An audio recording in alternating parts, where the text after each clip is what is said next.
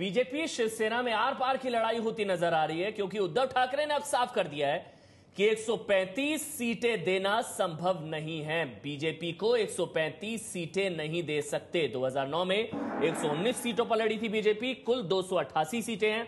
इस बार बीजेपी चाहती थी कि वो 135 सीटों पर चुनाव लड़े, लेकिन उद्धव ठाकरे ने साफ कर दिया है कि बीजेपी को 135 सीटें देना संभव नहीं है। और इस पर ज्यादा जानकारी के लिए बात करते हैं एबीपी न्यूज संवाददाता मृत्युंजय। अब जब एक तरफ से रुख साफ कर दिया गया है कि 135 सीटें देना संभव नहीं है, तो क्या गठबंधन पर अब आंच आ सकती है?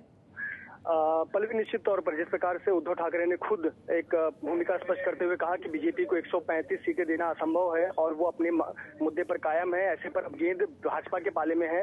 भाजपा मांग करती आई है कि 135 सीटें मिलनी चाहिए, जिस प्रकार का प्रदर्शन उनका लोकसभा चुनाव में था।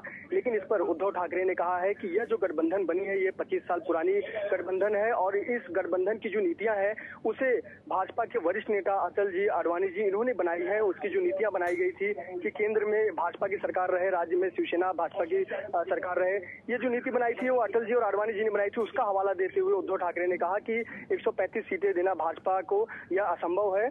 साथ ही साथ में उद्धव ठाकरे ने यह भी कहा कि ये एक अच्छा सुनहरा अवसर है भाजपा और शिवसेना के पास कि वो राज्य में 15 साल से काबिज कांग्रेस और एनसीपी की सरकार को जड़ से उखाड़ फेंके, क्योंकि एक अच्छी लहर है। उद्धव ठाकरे ने नम भाव में यह भी कहा कि एक अच्छा खुशनुमा माहौल है और हंसी खुशी अगर अच्छे माहौल के बीच में भाजपा और शिवसेना अच्छे से लड़ाई लड़े तो हम इस कांग्रेस एनसीपी सरकार को हरा भी सकते हैं, यहाँ से सत्ता से बाहर कर सकते हैं। लेकिन जो सबसे अहम बात सीट बंटवारे को लेकर है कि अभी तक सीटों का फैसला नहीं हो पाया है। ठीक एक महीने बाद महाराष्ट्र में चुनाव होगा और ऐसे पर स्थिति अभी भी फंसी हुई है, भाजपा के पाले में गेंद है।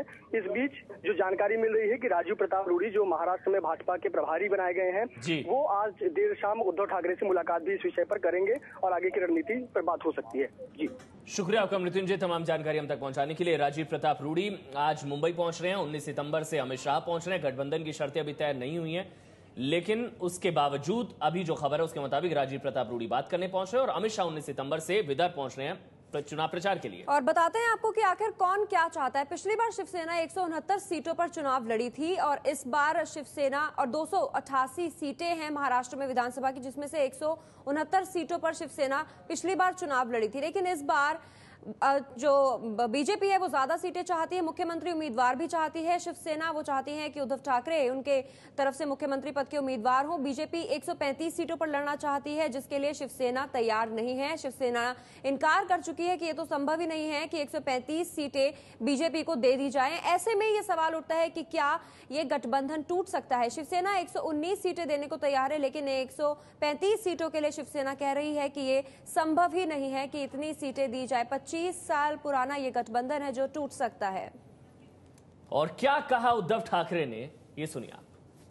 देखो 25 साल से युति चलती आ रही है और जब भी चुनाव आता है ऐसा क्षण आ ही जाता है कि लगता है कि इस पर या उस पर, लेकिन आज तक तो इस पर ही रहा है, उस पर हुआ नहीं है। मैंने बोल दिया उनको, सारी बातें खुलकर क्यों कहूं आज, जब जो कुछ हो जाएगा सबके सामने आ जाएगा। मैंने मेरी भूमिका बीजेपी के साथ शेयर की है और चर्चा जारी है। जब फैसला हो जाएगा आपके माध्यम से पूरी दुनिया को पता चलेगा।